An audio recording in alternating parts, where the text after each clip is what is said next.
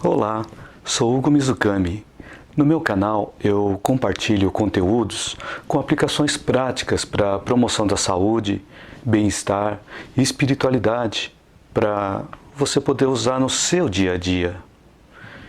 E nesse vídeo eu trago algumas reflexões e dicas para ajudar você a lidar com a sua dor psíquica na prática.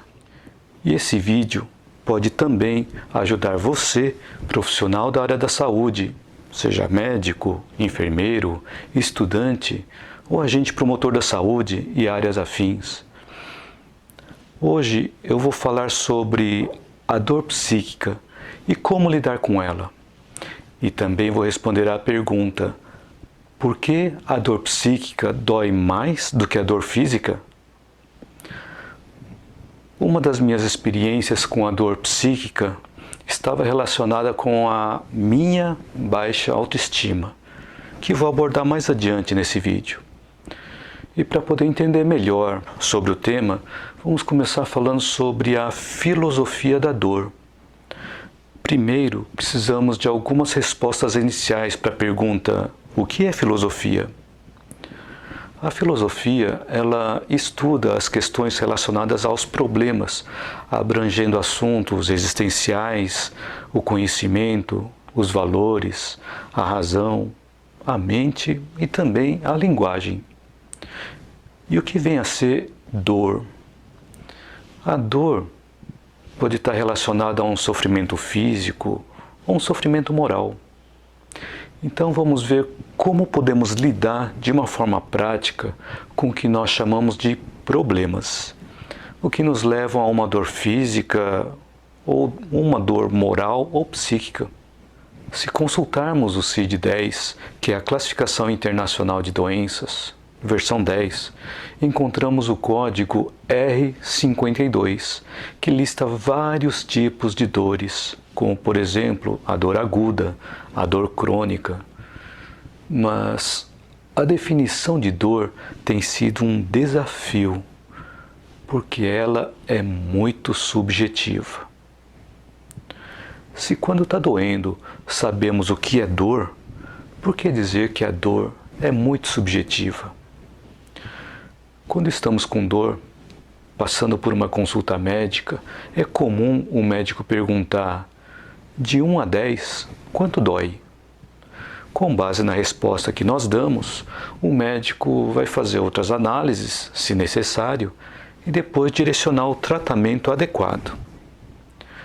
E como o mesmo tipo de dor pode variar de pessoa para pessoa, o médico utiliza desse artifício para perguntar: quanto dói? Por exemplo, um corte ou uma queimadura em uma pessoa pode ser sentida de forma diferente por outra pessoa. Mas já existe pesquisa sobre a dor como sendo algo subjetivo? Sim, Cecil Hellman realizou pesquisas nesse sentido e estão apresentadas no livro Cultura, Saúde e Doença. Deixei o link abaixo desse vídeo. Ele relata que nem todos os grupos sociais ou culturais respondem à dor da mesma maneira. Todos nós ou estamos passando por uma dor ou já sentimos algum tipo de dor e sabemos que ela é desagradável, às vezes é intensa e até prejudicial, e queremos nos livrar o mais rápido possível daquela dor. Havia uma época em que eu escovava os dentes apenas ao acordar, mas não após as refeições. Eu não sabia que isso era necessário, pois os meus pais, que viveram em um sítio e trabalhavam na roça, na zona rural, mas depois eles foram para a cidade, eles não tinham esse costume de escovar os dentes após as refeições. Só que essa falta de escovação resultou em mim cáries dentárias, e só quem teve dor de dente sabe o quanto dói. É um momento em que dá vontade de arrancar o dente para a dor passar. Eu queria me livrar daquela dor o mais rápido possível. E só comecei a escovar os dentes depois de começar a trabalhar fora, quando eu estava com 17 anos de idade. E até então eu ajudava meu pai no comércio que ele tinha.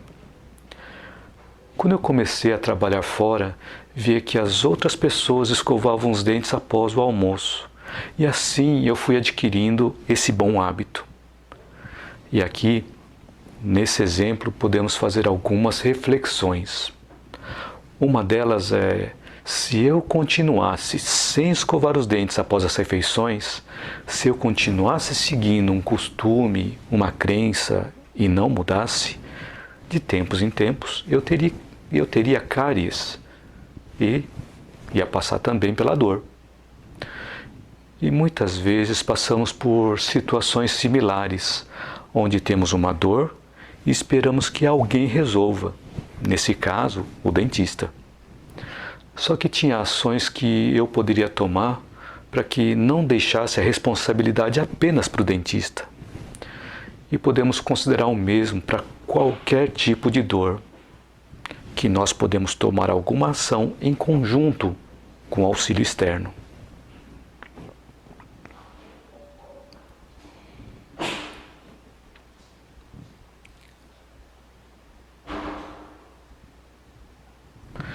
A outra reflexão é que eu não fazia acompanhamento regular do dentista para evitar essas dores de dentes e não fazia escovação dentária adequadamente.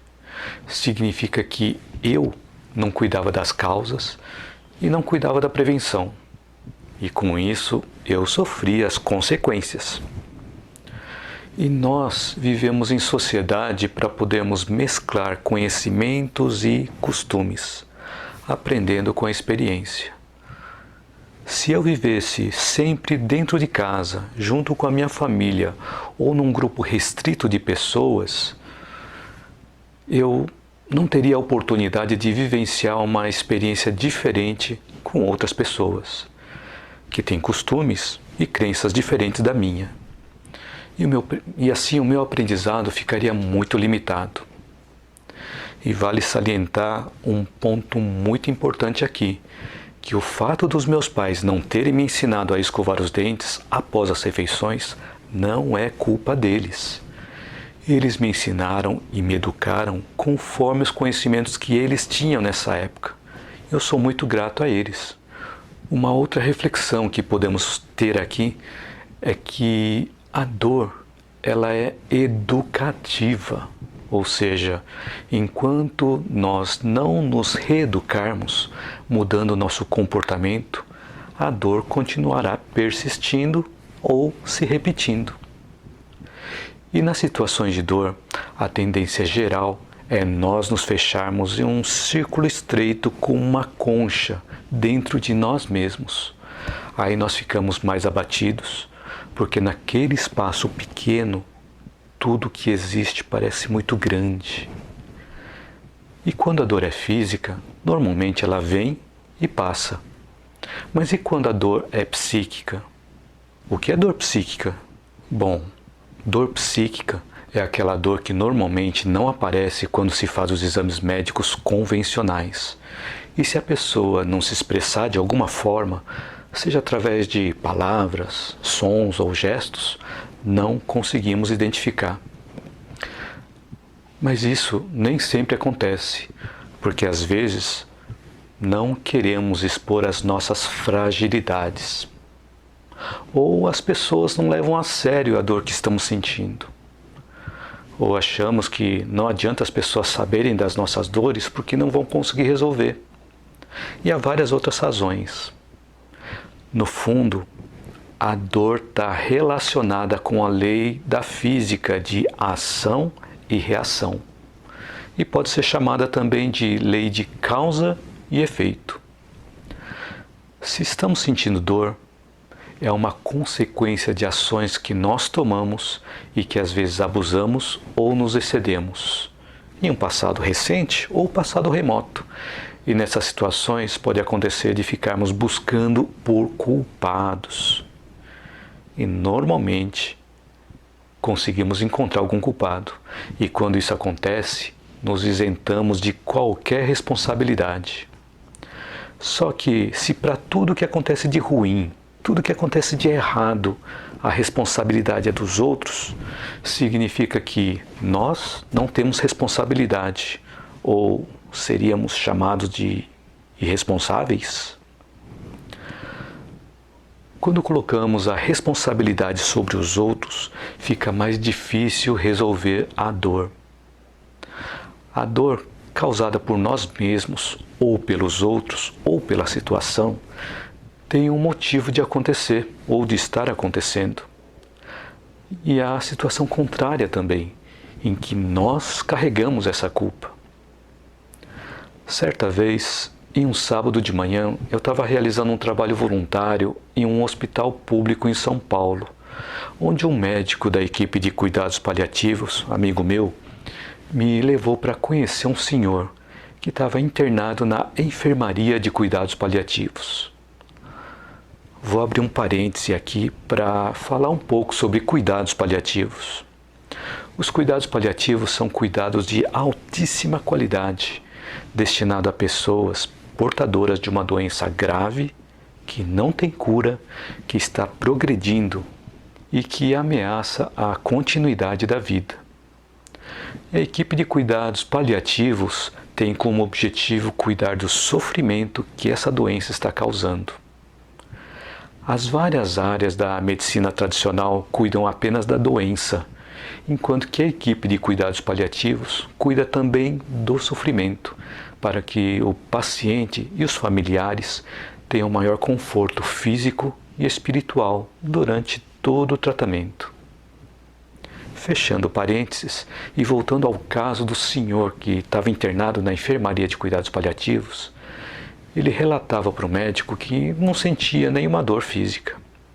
A equipe já havia cuidado dessa parte relacionada com a dor. Em um determinado momento da conversa, ele comentou do orgulho de ter uma filha que havia se formado em medicina e estava em um simpósio naquela hora. E que mais tarde, quando o simpósio terminasse, ela iria visitá-lo no hospital. E foi aí que ele se abriu, muito emocionado, e demonstrava um semblante de tristeza. Ele falou sobre a dor dele.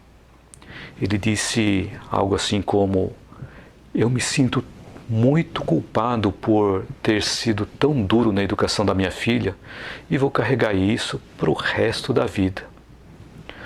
Eu escutei enquanto ele se abria conosco, se lamentando por ter agido mal na educação da filha. Eu fui intuído a dizer àquele senhor: fique tranquilo, eu, como descendente de japoneses, também tive uma educação rígida. Isso foi necessário para a formação do meu caráter e da pessoa que eu me tornei. E eu sou muito grato por essa educação que eu recebi. Da mesma forma que o senhor que fez o seu melhor para educar sua filha, com o seu conhecimento, com o conhecimento que o senhor tinha naquela época, veja agora sua filha médica que está num simpósio e vai passar aqui para fazer uma visita para o senhor. Se ela não tivesse essa gratidão e essa consideração pelo senhor, nem pensaria em fazer essa visita. Os olhos dele brilharam, demonstrando alívio e satisfação. Ele levantou a mão direita, juntou o polegar com o indicador, vibrando no ar, e disse: perfeito. O semblante dele se modificou e ele voltou a sorrir. E eu ganhei o dia com aquele sorriso. Vejo que não tem nada mais gratificante em um trabalho voluntário do que receber um sorriso de quem está em sofrimento. E analisando esse caso, a dor dele estava no sentimento de culpa, no remorso ou na vergonha. E ele estava focado nesse passado, não conseguindo visualizar o resultado presente. Era como se ele estivesse em uma rotatória lá no passado, em um ciclo vicioso. E uma simples frase permitiu que ele refletisse e entendesse a trajetória da vida dele. Assim como ele conseguiu sair da rotatória lá do passado e viesse para o presente, naquele momento eu percebi que ele se aliviou da dor da culpa. Saiu do ciclo vicioso para um círculo virtuoso, onde ele pôde ver os benefícios e as virtudes dele. E a equipe de cuidados paliativos também cuida dessas dores psíquicas, mas naquele exato momento eu era uma das pessoas da equipe de cuidados paliativos que estava disponível ali e fui uma ferramenta para poder auxiliar da forma como eu sabia. Aqui entre nós, o meu caráter ainda está em formação, em constante formação, e é provável que estivesse mais atrasado se o meu pai não tivesse me educado dessa forma. E ele também fez o melhor que ele pôde para me educar, com o conhecimento que ele tinha. Eu só tenho a agradecer a ele, que já faleceu, mas eu sei que ele continua vivo em outro plano, e principalmente nas minhas ações e nos meus pensamentos. Na grande maioria das vezes, as pessoas já sabem as respostas, mas a culpa é tão grande que não se permitem perdoar-se a si próprios.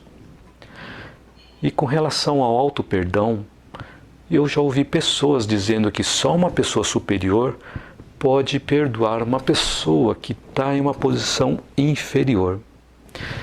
E que por esse motivo o auto-perdão não era possível. Eu vejo o auto-perdão de uma forma diferente.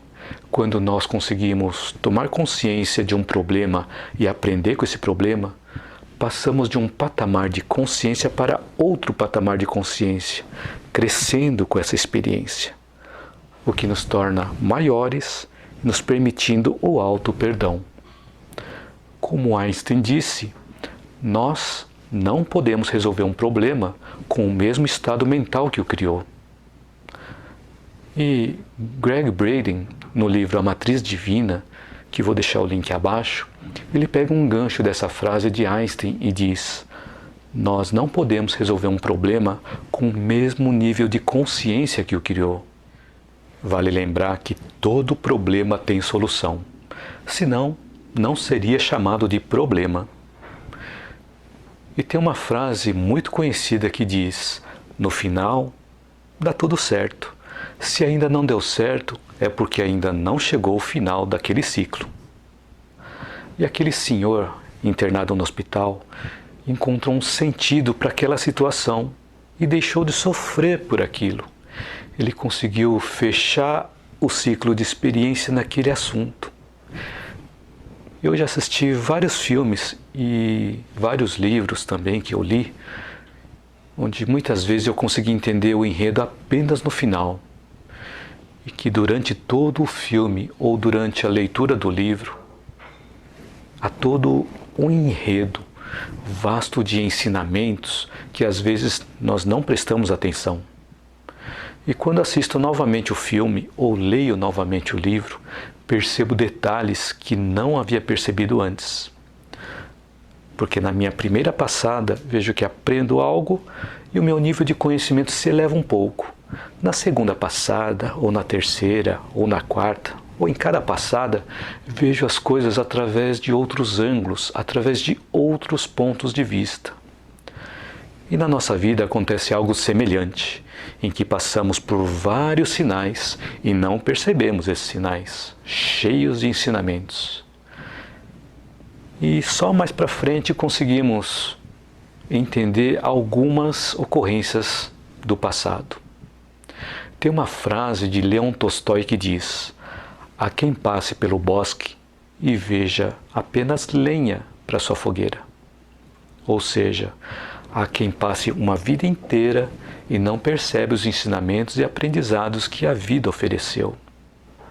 No livro Arte da Felicidade, Dalai Lama diz que aqui no Ocidente as pessoas não estão acostumadas com sofrimento e que mesmo quando ficam doentes e são internadas em hospitais, elas ficam de alguma forma isoladas, que a sociedade não vê esse sofrimento. Ele complementa que, diferentemente do Oriente, onde as pessoas normalmente são cuidadas em casa, as pessoas vivenciam sofrimento o tempo todo e sabem que o sofrimento faz parte da vida. E ainda, segundo o Dalai Lama, Para as pessoas do Ocidente, quando acontece algum momento de sofrimento, aquilo não é visto como uma coisa normal, que não deveria estar acontecendo, porque as pessoas são ensinadas a serem felizes e não a sofrerem. E tem um outro ponto importante para ser analisado aqui. Quando estamos em um momento de tristeza ou sofrimento, a nossa sensibilidade fica mais aguçada. E com isso conseguimos ver, ouvir e sentir muitas outras coisas que em uma situação normal ou situação de alegria nós não perceberíamos. Sofrimento ou tristeza não são ruins, depende da forma como nós lidamos com esses sofrimentos, a forma como nós encaramos esses sofrimentos. A dor, ela é um alarme, um aviso que serve para nos proteger e nos ajuda a sobreviver, porque se nós não sentíssemos dor, destruiríamos o corpo físico rapidamente e não cresceríamos. No caso da dor física, ela faz despertar a consciência. E no caso da dor psíquica, ela é maior e mais profunda, promovendo o aperfeiçoamento da consciência. No livro Emergência Espiritual, de Stanislav Grof e Christina Grof, que vou deixar o link abaixo, Grof diz que após uma série de desapontamentos, após choques emocionais como a perda de um ente amado ou de um amigo muito querido, pode ocorrer a busca de prazer. Mas às vezes essa busca por prazer acontece sem nenhuma causa aparente e no gozo total de saúde e prosperidade. E muitos confundem prazer com felicidade, que são coisas distintas.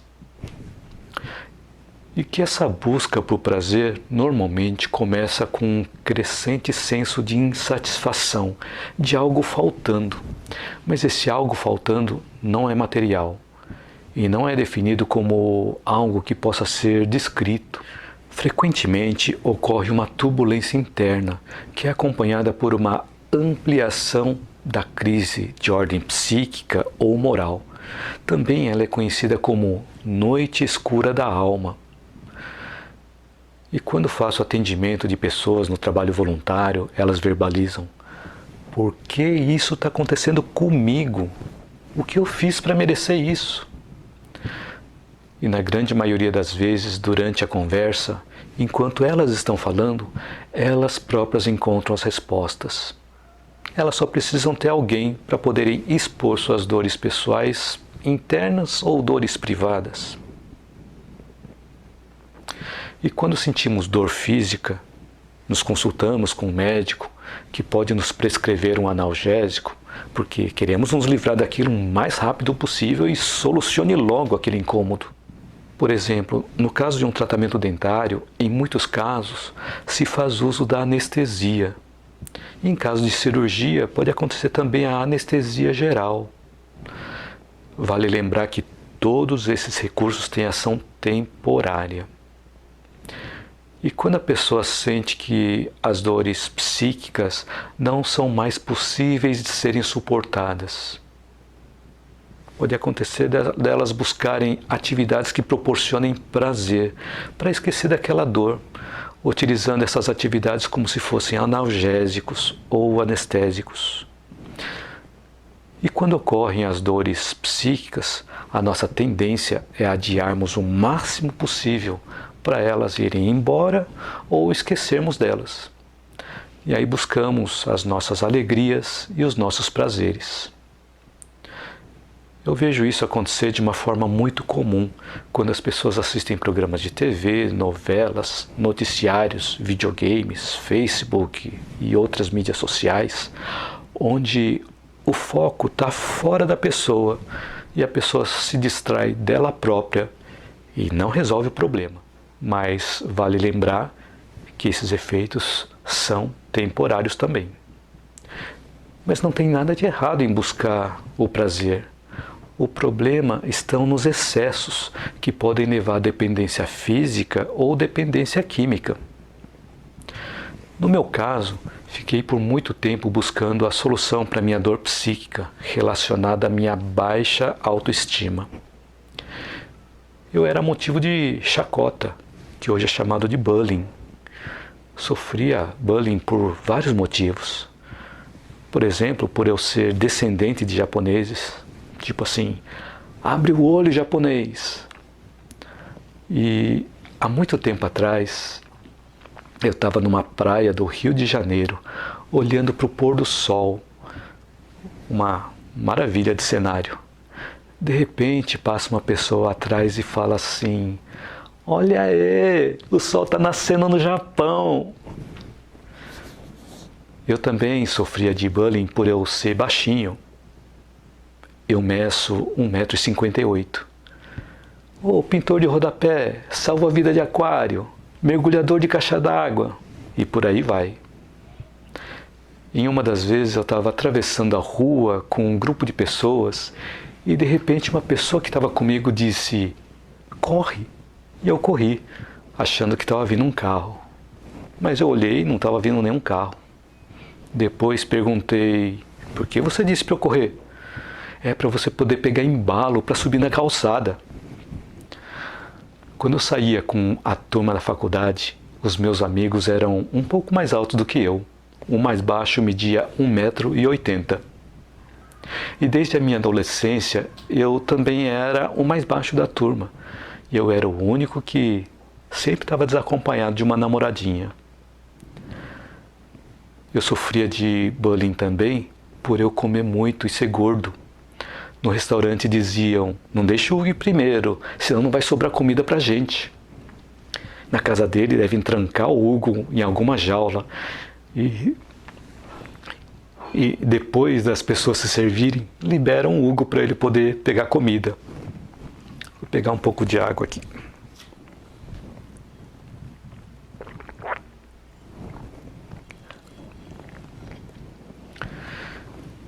E é muito provável que eu comia muito porque de alguma forma eu me destacava do grupo. Lembre-se do meu problema de baixa autoestima. Esse hábito do excesso de alimentação foi bem difícil para eu mudar. Para tentar resolver o problema de baixa autoestima, eu buscava soluções equivocadas, frequentando barzinhos para fazer happy hours. E assim, eu aumentava a quantidade de atividades externas, buscando sempre novas ocupações, novos estímulos e novas sensações. E depois de um tempo fazendo esses happy hours, esse estado de inquietação e agitação se tornaram mais e mais incômodos, trazendo uma sensação de vazio interior, a minha noite escura da alma. Eu não estava chegando em lugar nenhum com esses happy hours. Até que um dia eu estava trabalhando em uma empresa quando uma pessoa do RH passou apresentando um novo colaborador para nós. Mas quando eu fui apresentado, não foi dito o meu cargo, nem o que eu fazia no trabalho, e sim como o promotor de happy hours. Na hora eu não me toquei, mas depois eu percebi que a minha consciência me deu um sinal, como um chamado, para que eu mudasse algo. Porque ser reconhecido dentro da empresa como promotor de happy hours não é legal. E eu estava repetindo uma ação que havia se tornado um hábito de forma exagerada, que não estava melhorando a minha situação. Pelo contrário, além do dinheiro gasto, a minha imagem perante os outros não era aquilo que eu queria demonstrar. E no começo era até legal, mas não estava me levando a lugar algum. E quando nós gostamos de algum estímulo, queremos repetir cada vez mais e mais. E daí pode surgir o apego. E também podem surgir os vícios. Felizmente, eu me despertei antes de surgir esse vício. Isso aconteceu há mais de 20 anos.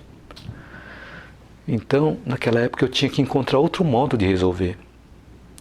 Entrei em uma academia para ver se eu emagrecia. E essa ação fez com que eu diminuísse a minha vontade de ir aos barzinhos. uma mudança de hábito que me levou a outra mudança. E também comecei a ocupar o tempo que eu tinha disponível para realizar trabalhos voluntários ou outros trabalhos voluntários. Mais uma mudança de hábito. E os trabalhos voluntários me mostravam que eu poderia ser útil, que poderia ajudar outras pessoas, vendo assim os pontos positivos que eu tinha. Ao contrário daquela época em que eu tinha baixa autoestima, o que me induzia a focar nos meus pontos negativos, como relatei anteriormente. No começo dos trabalhos voluntários, passei por capacitações para poder realizar esses trabalhos e com o tempo percebi que havia demandas para outros trabalhos e assim me capacitava nas outras atividades também. E gradativamente aquele sentimento de baixa autoestima foi diminuindo, pois eu fui me conhecendo cada vez mais, à medida em que eu me capacitava e procurava aplicar o conhecimento em mim, conhecendo as minhas potencialidades e as minhas limitações.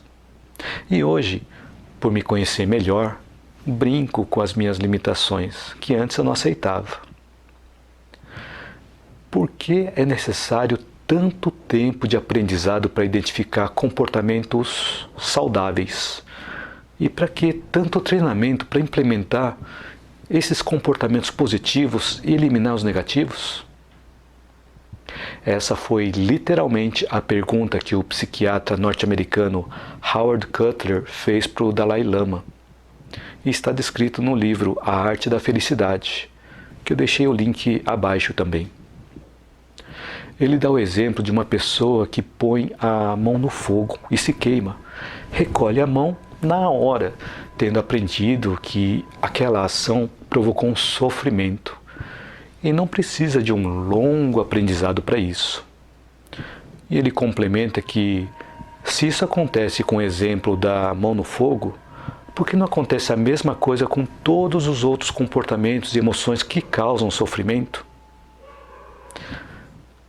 Quantas vezes não aconteceu comigo? Quando eu entrava em um restaurante por quilo ou self-service, eu dizia para mim mesmo: hoje eu vou me controlar para não pegar tanto e não vou pegar doce de sobremesa. Quando chegava no final do buffet, o meu prato estava cheio e na bandeja tinha um potinho de sobremesa. Esse é um exemplo onde as minhas emoções atuaram mais forte que a minha consciência. E como eu fui educado a não desperdiçar comida, eu comia tudo. O maior perigo para mim, que disparava o gatilho mental da comida, era quando eu ia nos restaurantes com preço fixo ou como à vontade, tipo rodízio. Era um perigo. E antes do meu pai falecer, ele pediu para minha esposa me ensinar a não comer tudo que sobrava, porque quando almoçávamos em família, em algum restaurante à la carte, e sobrava comida, para não desperdiçar, eu comia o que sobrava dos pratos servidos. E não é que o pedido do meu pai funcionou? Agora levamos o que sobrou para a viagem. Mas naquela época eu sabia que eu tinha um comportamento não saudável em termos de alimentação exagerada. Mas por que eu continuava agindo daquela forma e não mudava? Dalai Lama sabiamente responde que quanto mais sofisticado for o nível de instrução e de conhecimento da pessoa, maior eficácia ela terá para lidar com o mundo. O que Dalai Lama chama de sofisticado grau de instrução e de conhecimento, eu chamo de sofisticado grau de consciência. E também porque esse grau de consciência não depende da graduação escolar da pessoa. Conheço várias pessoas sem graduação escolar elevada, mas com uma grande experiência de vida e sofisticado grau de consciência. O meu pai foi uma dessas pessoas. Eu tive esse mau hábito alimentar desde a minha adolescência, até uns 4 anos atrás, quando eu decidi mudar. Passei a me consultar com uma médica e uma nutricionista em um programa de acompanhamento de saúde.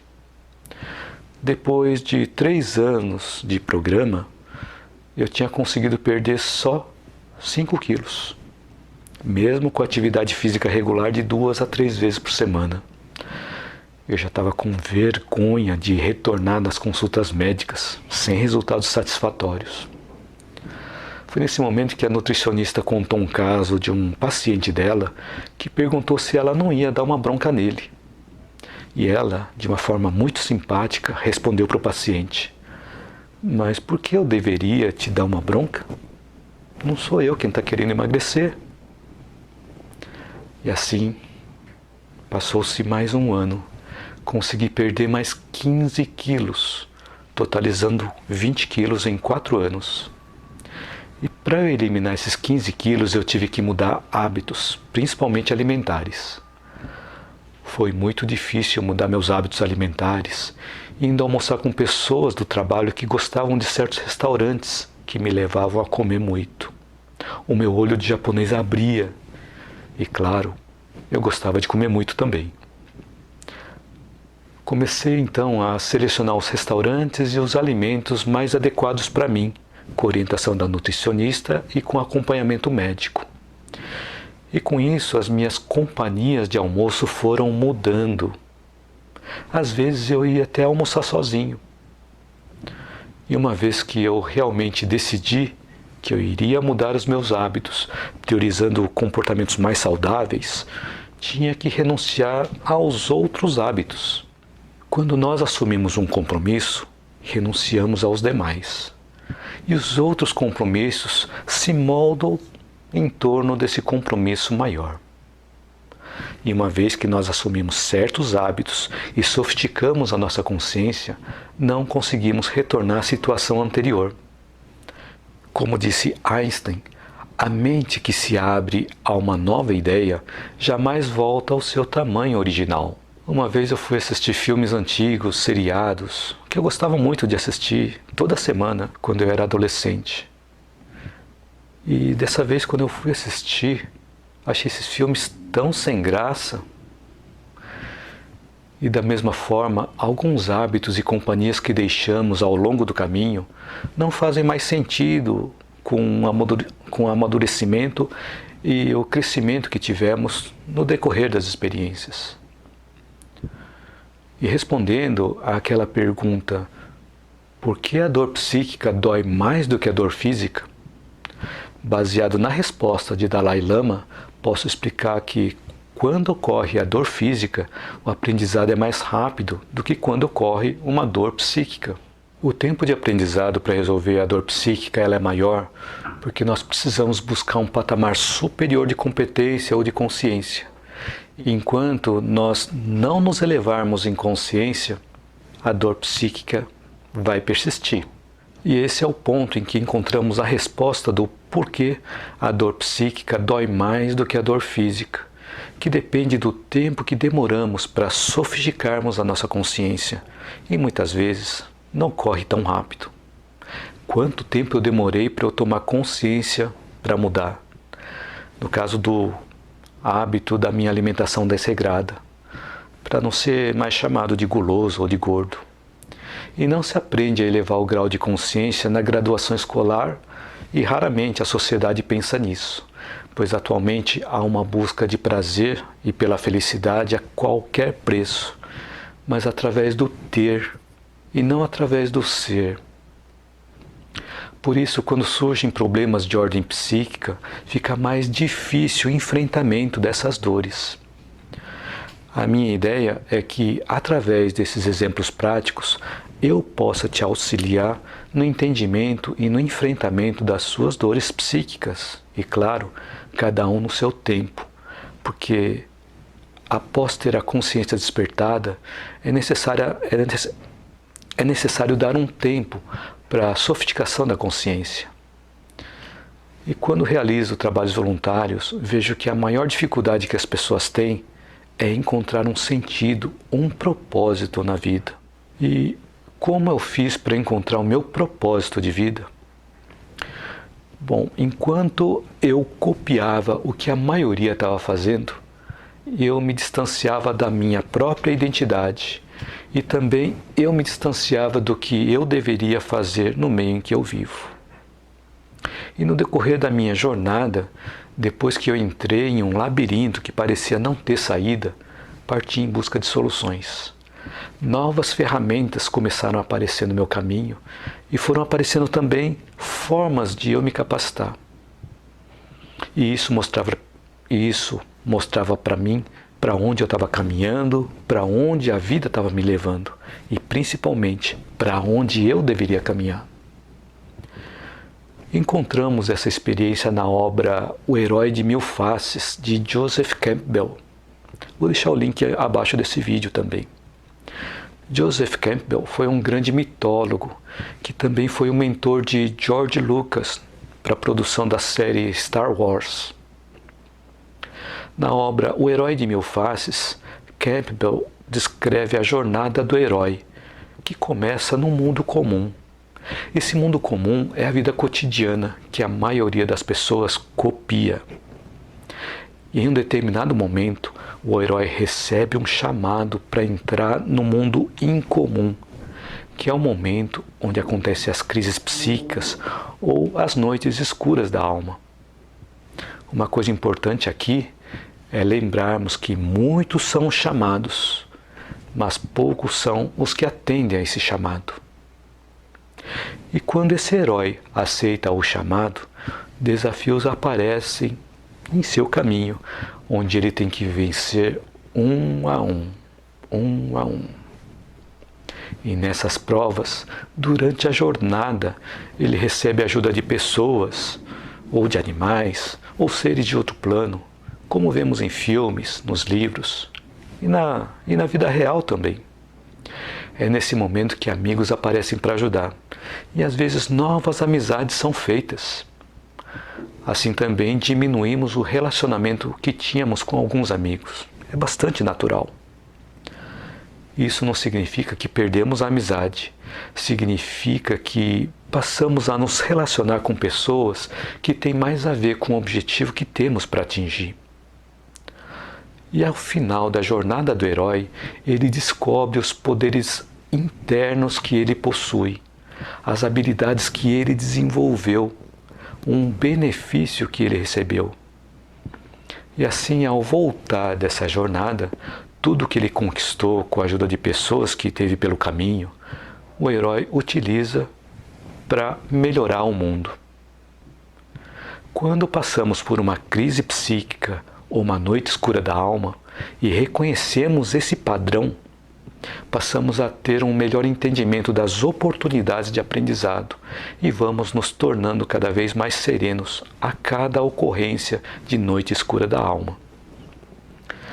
Quantos exemplos conhecemos de pessoas que passaram por fortes provações e depois de superadas, essas mesmas pessoas passaram a ajudar outras pessoas, ou mesmo criar ONGs para ajudar pessoas que estão passando pelas experiências que elas passaram. E há muitos heróis anônimos que repousam dentro de cada um de nós, que ainda não reconhecemos todas as nossas potencialidades, mas quando aceitamos o chamado, desafios nos levam a despertar esses potenciais adormecidos a cada experiência. Então, a filosofia da dor nos ensina que as dores físicas, morais, as tragédias, os sofrimentos em geral, nos convidam a duas posturas. Uma delas é perceber as consequências de termos tomado ou não termos tomado determinadas ações no passado, com oportunidades de reajuste e de reparação.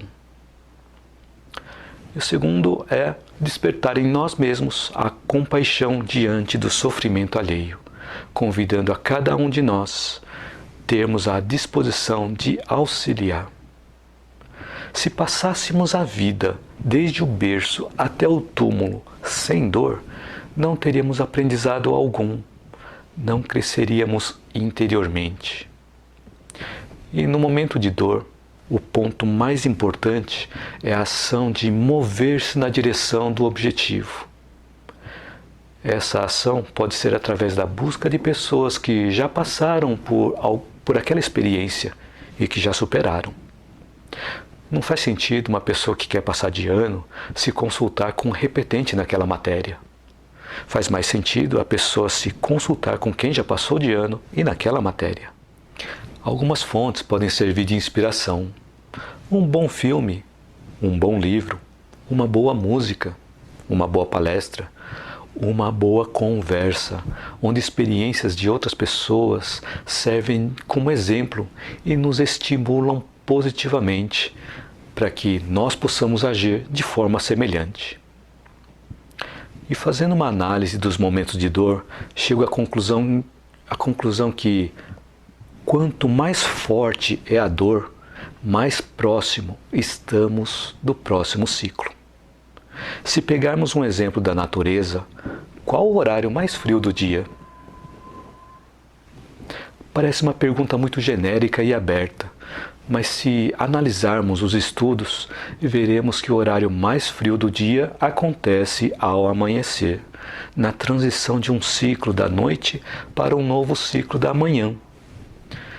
Da mesma forma, quando estamos na transição do final de um ciclo e início de outro, é um momento em que a dor poderá ser mais intensa, mas que vai nos trazer transformação e crescimento. E pode acontecer também que já passamos por todas as etapas e aprendizados. E nesse caso, precisamos nos desapegar desse ciclo que já foi finalizado para começar um novo ciclo. O que seria da natureza se existisse apenas uma estação do ano, aquela a qual nós nos apegamos? O movimento da vida não aconteceria. E nesse processo de transformação aparecem os mecanismos de enfrentamento, chamado de resiliência e coping. São palavras difíceis, mas eu vou exemplificar, começando pela resiliência. Então, no caso da resiliência, se pegarmos como exemplo uma esponja de lavar-louça, quando fazemos uma pressão, ela se comprime. E quando deixamos de fazer a pressão, ela volta ao tamanho original. Na pessoa ocorre algo similar, onde, sob pressão, a pessoa é encolhida. Mas quando a pessoa encontra a solução, a pressão deixa de ocorrer. E a pessoa não volta ao tamanho original. Ela volta em um tamanho superior ao que ela tinha antes da pressão. E o que é coping? Coping são os esforços que nós fazemos de forma consciente para aliviar a dor. Se verificarmos na história, todas as pessoas que realizaram algo passaram por dificuldades. E quanto mais dificuldades essas pessoas passaram, mais nobres elas se tornaram.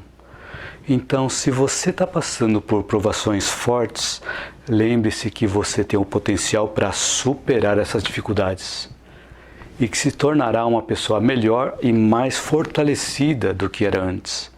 E que nada é colocado na nossa vida por acaso e que não sejamos capazes de superar. O que não podemos é ficar comparando os nossos bastidores com o palco dos outros. E há pessoas que fazem isso quando percorrem as redes sociais, vendo os palcos das outras pessoas e comparando com os seus próprios bastidores. Eu espero que o meu canal e os vídeos que eu venho compartilhando te auxiliem na jornada do herói que reside dentro de você. Lembrando que a dor psíquica é uma forma de chamado que, uma vez que aceitamos, nos conduz a experiências e aprendizados nunca imagináveis. A dor pela qual você está passando foi causada pela história que você escreveu até hoje. Você pode escrever a sua história e não deixar que escrevam a sua história por você. Qual é a história e a experiência que você vai escrever a partir de agora?